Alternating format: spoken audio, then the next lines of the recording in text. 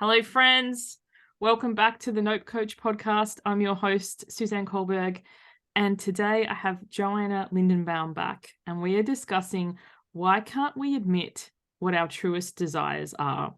So for some context for those of you who are listening, because you haven't been in the behind the scenes, I was mentioning to Joanna, I used to be a personal trainer for a number of years. I've had a weight struggle. I've written an entire book about it. The beginning is shit, if you want to check it out. And when I was a personal trainer, very few people, when they joined the gym, actually said they wanted to lose weight. And I've always been good at asking questions. It's my superpower. And they would just never admit it. So when people joined the gym, most often they would say they wanted to get fit, they wanted to get healthy. Even when I digged, like, what does healthy mean? Weight loss was never once mentioned. I want to get stronger. I want to get faster. Like, there would be quite specific goals. So we would work together in a personal training package for 8, 12, 16 weeks. And we would measure at the beginning, how much weight could they lift or how fast could they move, or, so we'd have some sort of evidence of their progress. And then at the end of the package, where I'm really excited, like, look, you used to be able to lift this much and now you can lift this much, or it used to take you this long to run this distance and now you can do it in this time. And I'm like all celebrating, thinking this is fabulous. They would often, more often than not, be really disappointed and saying that this was a waste of time or a waste of money. And I would ask out of curiosity, and they would be like, oh, because I didn't lose weight yet. But we never once discussed weight loss. And then another example I was mentioning to Joanna, I'm a coach now, coach all sorts of things, but sometimes people in business, and they would create like a freebie or an offering. I'd be like, so what are we making this thing for? It's like, I want to grow my list. So if you're not in business and you're like, what do you mean? Email list, how many subscribers you have on your list. So we would once again document how many people do you have on your list. And then at the end of the creating of the freebie or the whatever it is, how many you have. And I'd be like, oh my goodness, look, we've taken your list from 200 to 500. This is fabulous. I'm like all bells and whistles. And they're like, this sucked. And I'm like, what's the point? Oh, I wanted to make more money. And I invited Joanna because I know that you speak really well to this. Why aren't people clear with their truest desires? Because we think, if I get fit, I'll lose weight. If we think, if I grow my list, I'll make more money. But why don't we focus on what our goal really is? Yeah, I love those examples. And it's such a great question. And I wish I could say I had one answer. Like here's the one. Here's the secret sauce. Yeah, here's the one secret thing that you need to know. And then you will always, your clients will always just tell you exactly what they want. But unfortunately, that's not the case. I always, teach my coaching, when I train coaches and practitioners, always coach the what based on the who, meaning every human being is different. And the what might be the same. They're not saying what they truly desire, but the reason could be different. So I think what would be most helpful is I'll share a couple of the most common. That would be fabulous. Yeah. So first one, if someone isn't naming what they truly desire, I want to lose weight, I want to make money. A big one I see for people is I want to be really famous. It's hard to say that for people sometimes. So one of the biggest reasons is because there is shame around that desire, meaning somewhere along the way, either a parent or an authority figure or a friend or culture or religion, whatever it is, sent a message that said, it's not okay. It's not okay to want to be rich, right? We see that a lot. It's not okay to want to be famous. It's not okay to want to have more than one lover or whatever it is, right? So if there is shame around the desire, if there is this felt sense of it will make me look like a bad person if I have this desire, then I'm not going to say those words. And for some people, it even goes deeper.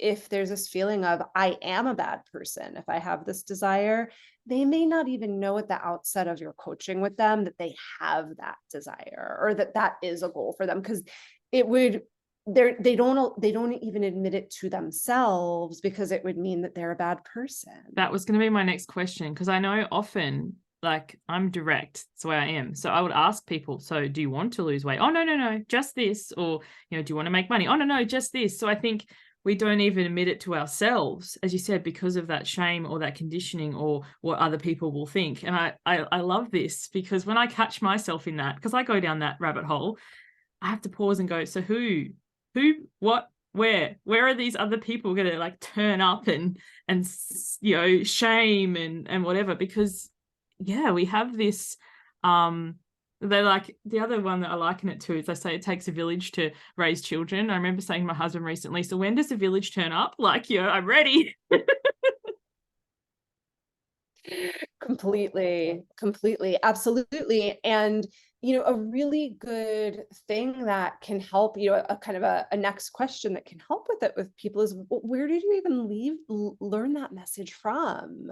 Like, where did you learn that it's shameful to want to be really rich, or to be famous, or whatever it is? And then you can start to unpack some of that. So that's the first reason. But for some people, it's not shame.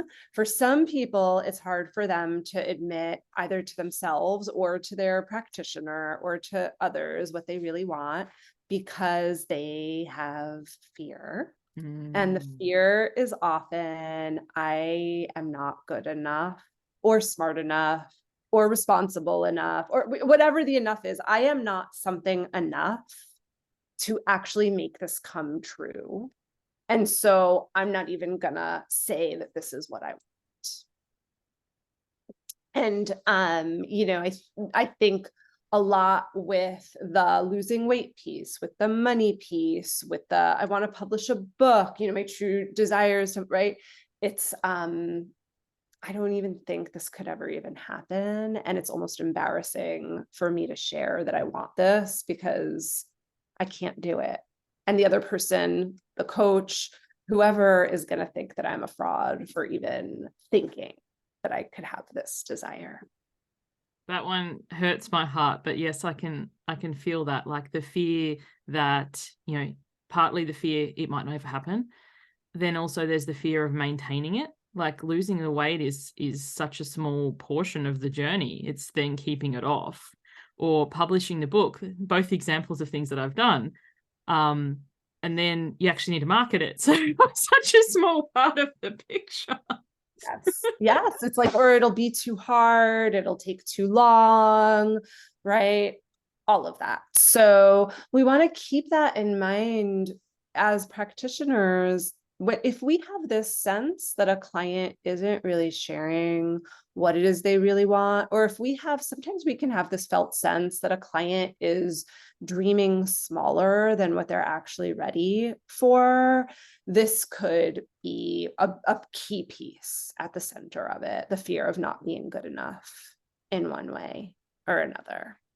And so there's shame, there's fear. Is there anything else you think? Like, is there a third big piece? Yeah, I was just trying to pick, because I could rattle off 10, but if I'm going to pick one more for right now, I'm going to name this one, which is that, I don't want to put this.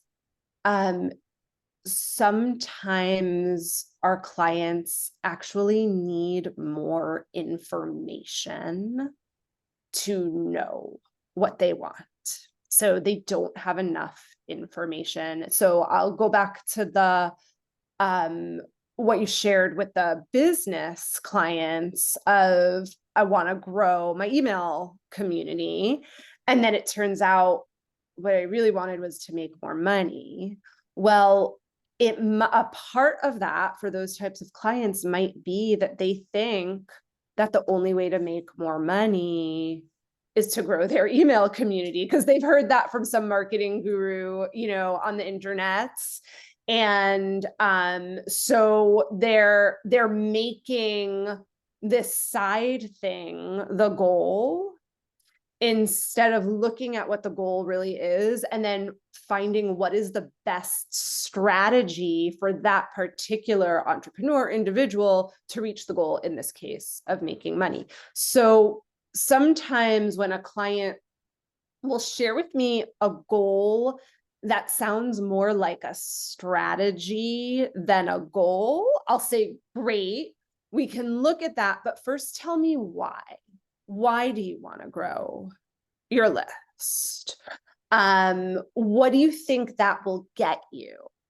And then sometimes from there, it can be, well, that will help me make more money. And then we can take a look at, okay, is the growing the email community the first thing that needs to happen there? Or is it to actually just focus on the people already in your community and make better offers to them and bring on a couple clients more quickly while you slowly work on the email, whatever it is. But sometimes it actually can be informational.